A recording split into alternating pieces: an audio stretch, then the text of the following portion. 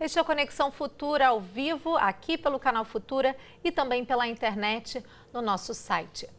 O mais recente conflito entre Israel e o movimento islamita Hamas, que teve início com o desaparecimento de 3 adolescentes israelenses na Cisjordânia no dia 12 de junho, continua se intensificando na faixa de Gaza, apesar dos apelos da comunidade internacional por uma trégua.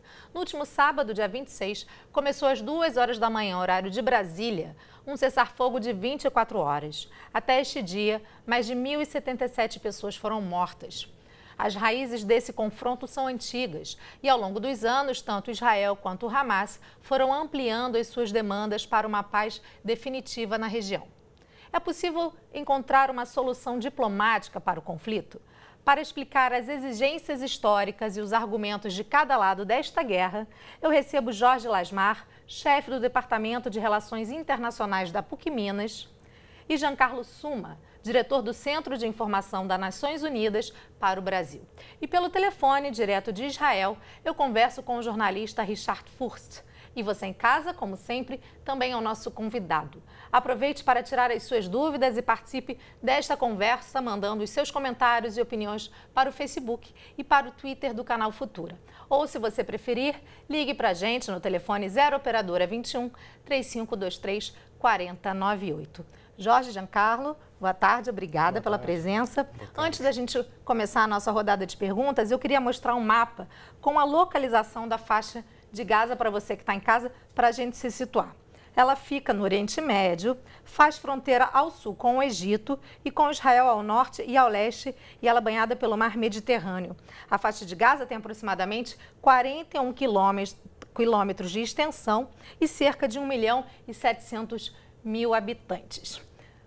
Bom, Giancarlo, eu queria começar com você perguntando por que a faixa de Gaza é um território constantemente disputado por israelenses e palestinos. Qual é o histórico desse conflito? Bom, antes dessa disputa, esse território foi ocupado pelos ingleses. Teve, depois da saída, do fim do colonialismo inglês na região, teve o Egito que tentou recuperar a fronteira. Enfim, é uma área tradicionalmente estratégica pela sua posição, é uma área também há muitas décadas no meio, digamos, um turbilhão político e, infelizmente, também militar mais recentemente. Gaza é uma área pequena, você lembrou, 40 km de extensão por cerca de 10 de profundidade, são 450 km quadrados, ou seja, fiz o cálculo outro dia, é menos de um quarto da extensão do município de São Paulo. Tenho que calcular no Rio, mas enfim, é realmente muito pequeno. Densamente povoada, como se lembrar, 1.700.000, 1.800.000 moradores. E é uma área onde tradicionalmente há insediamentos palestinos, vivem lá há séculos. E depois de 1948, quando, com a partilha da Palestina, o plano, digamos, da ONU para a criação de 2 estados, o Estado de Israel e o Estado palestino, Gaza sempre faria parte do Estado palestino, é uma extensão maior daquela atual, no plano original de 1947 da ONU, mas Gaza acabou sendo também um lugar de refúgio para os palestinos que tinham perdido suas casas depois da Primeira Guerra, em 1948, entre Israel e os palestinos, quando os palestinos acabaram sendo expulsos de suas casas em boa parte daquilo que hoje é o Estado de Israel, naquilo que os árabes chamam de Nakba, de catástrofe. Então, em Gaza existe Gaza City, a cidade de Gaza, que é uma cidade em si, e há vários, 4 ou 5 grandes campos de refugiados, que um pouco, digamos, lembram fisicamente quase as favelas aqui do Rio de Janeiro, sem morros, ou seja, tem tijolo, tem um pouco de concreto, mas digamos muito pobre, casebres, etc. E então mais da metade da população de Gaza de hoje são refugiados, ou seja, os netos, bisnetos, tataranetos dos palestinos que perderam suas casas em 1948. Então é um lugar também muito pobre, mais de 50%, estou dizendo sem falar da guerra que começou agora, mais de 50% de desemprego, uma economia que não existe pela, digamos, porque a Gaza é praticamente cercada de todos os lados, então não tem comércio, nada entra, nada sai sem a vontade, sem autorização de Israel, portanto, situação de extrema pobreza, dificuldade, etc. Então, com a população que até em situações normais, se normais podem ser chamadas, depende da ajuda da comunidade internacional, depende da ajuda das Nações Unidas para suas necessidades, a maioria de suas necessidades. A gente vai voltar a essa ajuda humanitária que essa região recebe constantemente. Eu queria o testemunho do Jorge. Você acabou de voltar de Tel Aviv, você participando de estudos sobre o Oriente Médio e você pegou o início desse recente conflito, né? Que testemunho você tem, Jorge, desses primeiros dias? Você até ia à faixa de Gaza, mas essa visita foi cancelada, né? Como é que você testemunhou isso? Bem, começou muito rápido, começou efetivamente o estopim, pelo menos, começou efetivamente com o sequestro dos três adolescentes israelenses. Eles foram encontrados alguns dias depois, mortos, e a partir daí o Estado de Israel começou a fazer uma série de prisões, principalmente na Cisjordânia, mais de 200 palestinos foram presos. Isso foi visto pelos palestinos muito mais como um ato de vingança e retaliação do que propriamente dito uma investigação. Depois se encontrou um jovem palestino que foi morto e torturado por um grupo de extrema-direita israelense. E a partir daí a questão foi piorando muito e muito rapidamente. Começaram então os ataques de mísseis. No primeiro momento, Israel se defendeu através daquele sistema de contramísseis, né, o chamado Kippah de ferro, Iron Dome, na tradução para o inglês, que tem tido uma taxa de sucesso relativamente grande, principalmente nos grandes centros comerciais, Tel Aviv, Jerusalém. E a partir daí, então, Israel decide fazer a invasão por terra e aí a coisa começa a complicar muito rapidamente. Então, entre 15 e 20 dias, a gente chegou num número com mais de 1.000 mortos do lado palestino, então de 46 ou um pouco mais do lado israelense. Então, aconteceu efetivamente bastante rápido. Agora, o Giancarlo me dizia, né, Giancarlo, que ontem teve uma reunião de emergência do Conselho de Segurança da ONU. O que foi, quais foram as negociações, o que se tentou com essa reunião? Há um consenso generalizado no mundo inteiro, na diplomacia mundial, que imediatamente é necessário um cessar-fogo. Então, tem que parar os bombardeios, tem que parar as incursões militares, etc. Isso é, digamos, o consenso. E o secretário-geral da ONU, Ban Ki-moon, passou quase uma semana na região, se encontrando praticamente com todos os atores. O secretário de Estado norte-americano, John Kerry, também. Há uma pressão concêntrica, principalmente sobre Israel, enfim, que é a parte mais forte militarmente no conflito, esmagadoramente mais forte, para parar as atividades militares, as incursões, os bombardeios. E ontem à noite, então, entrou pela madrugada em Nova York, o Conselho de Segurança fez uma reunião mais sobre Gaza, emergencial, e pedindo uma vez mais um cessar-fogo, uma trégua, por razões humanitárias, ou seja, parem já. E o secretário-geral da ONU, Ban Ki-moon, hoje pela manhã, reiterou esse pedido, esse convite, lembrando que amanhã também é o fim do Ramadã, é uma festa sagrada extremamente importante no mundo árabe, no mundo islâmico, enfim, então de ter uma trégua humanitária. E a partir da trégua humanitária depois encontrar algum tipo de negociação para resolver a questão, mas em primeiro lugar parar com as operações militares. Infelizmente, até agora não parece que, enfim, esperamos que a razão e o senso, enfim, de humanidade prevaleça, mas não estamos seguros que isso vai acontecer. Eu vou chamar para a nossa conversa o Richard Furst, que está lá em Israel, e ele vai trazer mais informações sobre essa guerra. Boa tarde, Richard, tudo bem? Boa tarde, Larissa, tudo bem? Obrigada pela sua participação. Richard, nesse último final de semana, a gente foi feito um prazo de uma trégua, um cessar-fogo de 12 horas, depois se estendeu para 24 horas.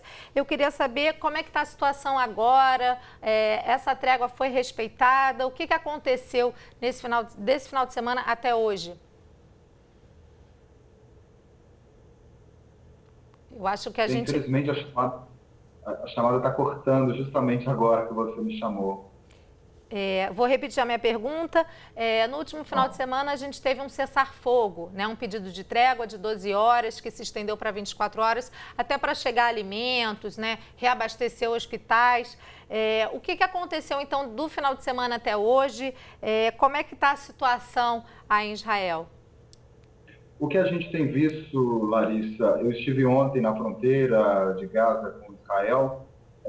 A gente tem visto que são diversas tréguas, a gente teve pelo menos 5 tréguas neste fim de semana, também na segunda-feira, mas há uma interrupção da parte do Hamas, até mesmo do lado israelense, e o número de mortes só aumenta e também o número de feridos, apesar dessas tréguas. Não houve uma trégua, a população não consegue sentir isso e os moradores também dos dois lados da fronteira já não suportam mais esse tipo de violência e principalmente a faixa de Gaza, como os especialistas estavam falando, que é densamente povoada, é difícil se esconder no pequeno território do tamanho de uma cidade como Belo Horizonte, por exemplo.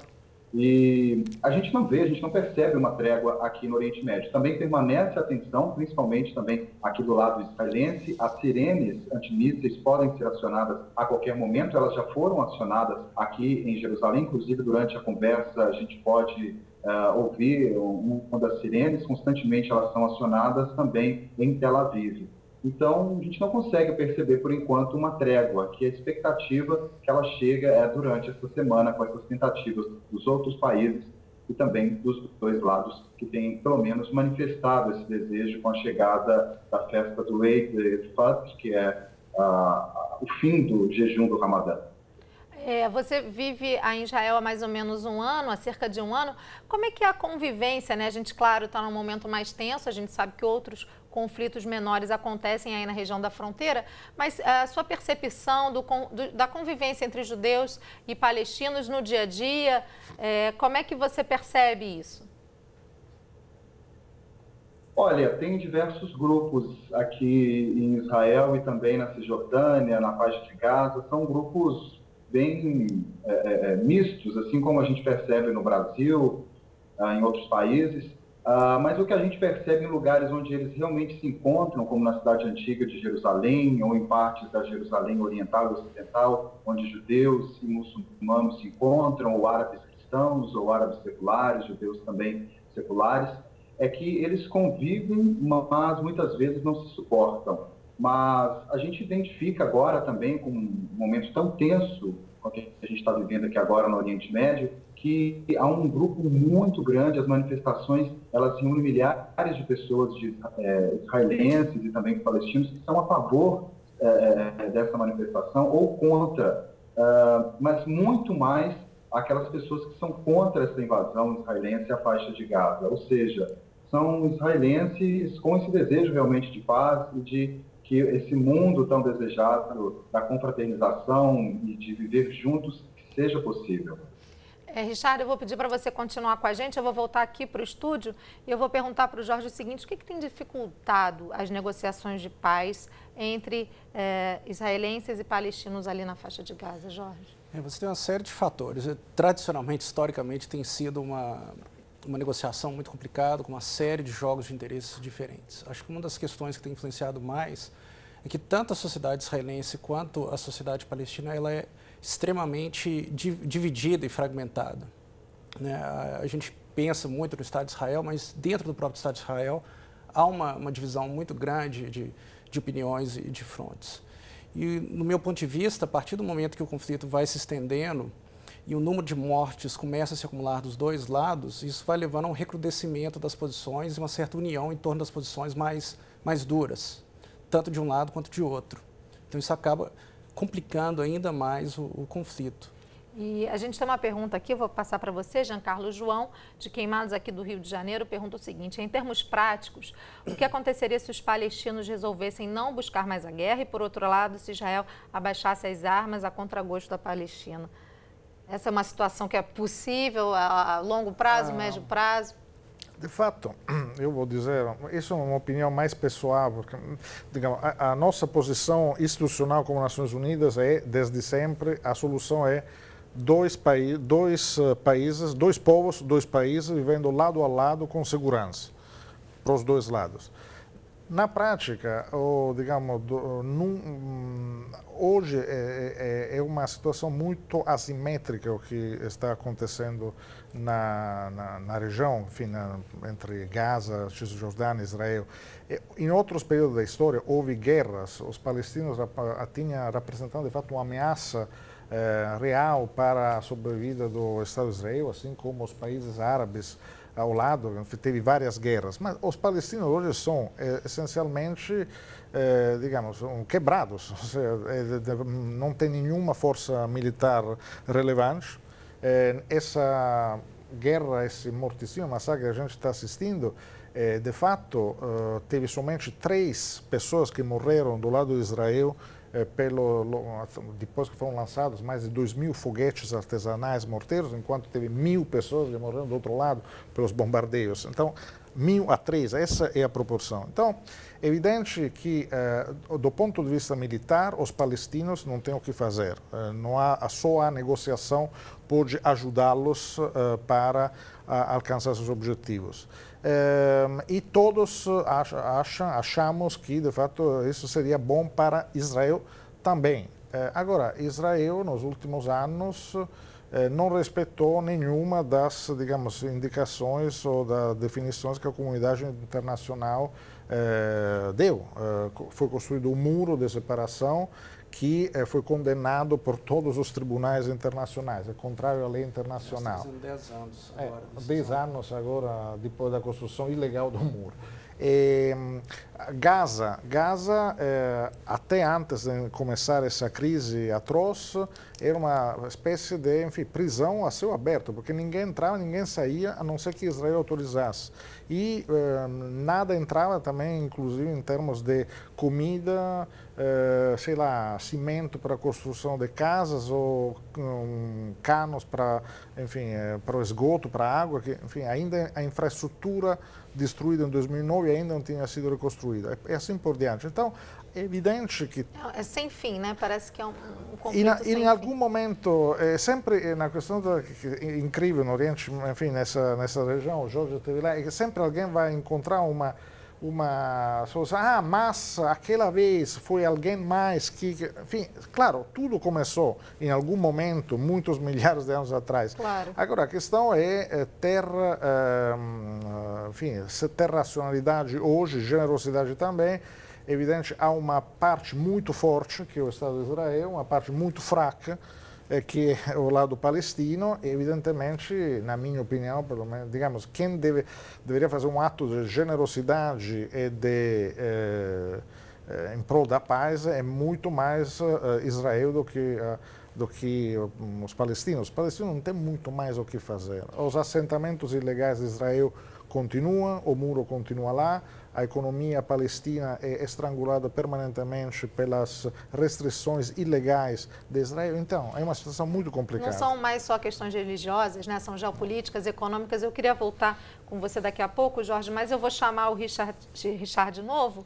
O Giancarlo colocou aqui no início do nosso programa que mais ou menos 800 mil pessoas vivem já da ajuda humanitária da ONU na faixa de Gaza, né? Recebem comida, muitas crianças frequentam escolas da ONU. Como é que está a situação dessas pessoas, Richard?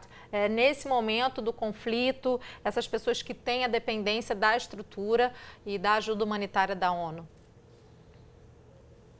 É difícil porque a gente imaginava que era um lugar seguro, mas tivemos duas notícias, pelo menos, de ataques da base da ONU e também da Cruz Vermelha, que ainda não se sabe de quem é a autoria, se são de ataques israelenses ou de morteiros ou foguetes lançados pelo próprio Hamas dentro da faixa de Gaza. Mas essas pessoas, elas se sentem mais confortáveis neste lugar, elas largaram tudo para trás, móveis, a casa, muitas roupas, não puderam carregar, saíram às pressas. Algumas pessoas que permaneceram, mesmo com o aviso que Israel tem de que vamos bombardear sua casa nas próximas horas ou no dia seguinte. Algumas pessoas permanecem, então elas saem com muita pressa antes dos bombardeios atingir a região. é uma situação de superlotação, porque são 61 escolas já superlotadas da ONU no local, os hospitais estão também completamente cheios e a todo momento chegam novas pessoas feridas, muitas crianças, mulheres deitadas no corredor, nos corredores dos hospitais. É uma situação mesmo realmente fora do limite, porque além de ser um território muito pequeno, completamente povoado, a gente vê, além de toda a destruição nas ruas, dos ataques, dos lançamentos contínuos de foguetes dentro da própria faixa de Gaza, com essa situação até mesmo nas bases da ONU. Sim, temos atualmente, Larissa, mais de 170 mil pessoas que estão refugiadas nas escolas e nos armazéns da ONU. Só que já tivemos mais de 80 estruturas da ONU que foram danificadas em bombardeio. Esses dois casos foram mais graves, porque houve mortos, ou seja, morreram refugiados e morreram também funcionários da ONU. Mas, infelizmente, digamos, os bombardeios não poupam as estruturas da ONU. Que era uma coisa que não acontecia, né? Não, aconteceu sempre. Em 2009, teve também vários armazéns e escolas da ONU que foram destruídas. Digamos, o que os colegas da UNRWA, da agência que trabalha com refugiados palestinos, faz é fornecer para Israel, o exército de Israel, as coordenadas exatas de, aqui tem uma escola, aqui tem um armazém, aqui tem um escritório, etc. Para tentar evitar que o bombardeio atingisse os locais. Mas depois as bombas chegam do mesmo jeito e, ops, desculpe, foi um erro. Em geral, é sempre, foi um erro ou vamos investigar. Isso normalmente é o procedimento. Eu vou pedir licença, eu vou só me despedir do Richard. Richard, muito obrigada pela sua participação, pelo seu testemunho e bom trabalho para você. Obrigado, boa noite já aqui para a gente, já são 4 horas de Jerusalém. Boa noite, bom trabalho, viu? Obrigado. Jorge, a gente está chegando ao fim do programa, mas eu queria saber quais são as exigências de cada lado para que a gente chegue a um fim desse conflito. Israel colocou muito claramente que só vai parar quando tiver a destruição total tanto do estoque quanto das fábricas de mísseis. Essa é uma característica do conflito diferente dos outros anos, é que esses mísseis estão sendo fabricados dentro da faixa de Gaza, e também o fechamento de toda a rede de túneis, que está se provando ser bem mais complexa e elaborada do que Israel inicialmente conhecia. E Israel não tem tecnologia para fazer isso de maneira remota, né? Para o bombardeio efetivamente precisa dessa ocupação por terra. Do lado palestino, que o Hamas tem colocado, um dos pontos principais é a questão do pagamento dos funcionários do Hamas. Há 9 meses eles já não recebem.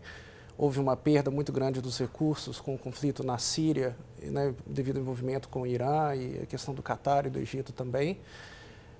E principalmente a reabertura das fronteiras. Essa é uma questão crítica que vem sendo fechada cada vez mais. A própria região do mar, por exemplo, eles tinham uma zona de pesqueira até 6 milhas marítimas, foi reduzida para 3, o que exclui os bancos de pesca. E como foi falado aqui, a região é completamente cercada, só tem 4 pontos de cruzamento, todos controlados pelo Estado de Israel, né? Tudo que entra ou sai oficialmente, né, a não ser pelos túneis, é rigidamente controlado pelo Estado de Israel. Então, você acha que a pressão da ONU e dos Estados Unidos pode contribuir para o fim do conflito?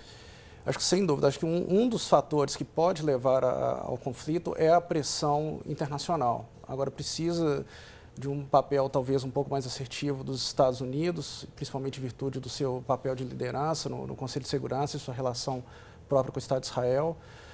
Os próprios Estados árabes se mantiveram, de certa forma, silentes, ou demoraram bastante para se manifestar, o que é um pouco surpreendente, talvez em virtude dos problemas internos que eles estão vivendo, mas a pressão externa pode ser um elemento chave, porque eu realmente acredito que se o conflito não for resolvido dentro dos próximos dias, pelo menos de uma maneira temporária que seja, a tendência é piorar muito a partir do momento que o número de mortes, principalmente de soldados israelenses, vai aumentando. Giancarlo, qual vai ser o posicionamento da ONU a partir de agora?